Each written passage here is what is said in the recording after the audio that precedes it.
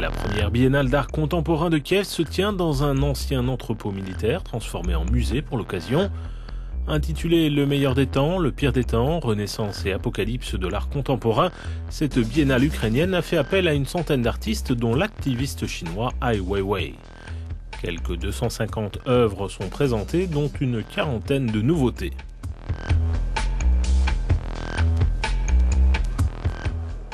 Il y a une trame narrative dans cette exposition. Certaines œuvres sont grandes et d'autres sont plus discrètes. Et il y a un ordre à suivre pour que cela ait encore plus de sens.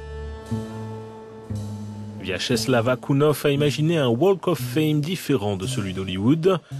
Les étoiles sont celles de dictateurs et de dirigeants qu'il considère comme autoritaires.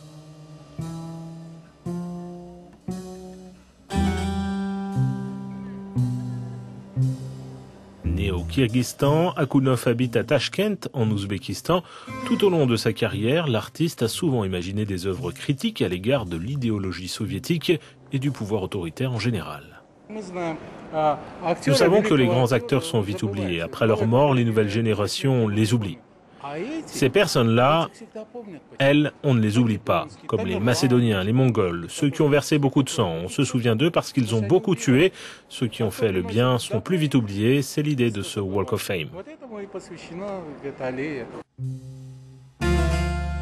Non loin de là, l'œuvre du Nippon Kenji Yanobe s'inspire de la catastrophe de Tchernobyl.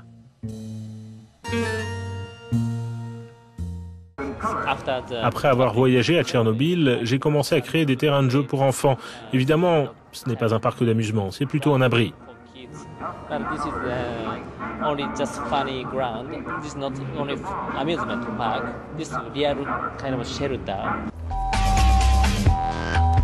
La Biennale d'art contemporain de Kiev en Ukraine se déroule jusqu'au 31 juillet. Plus de 300 000 visiteurs sont attendus.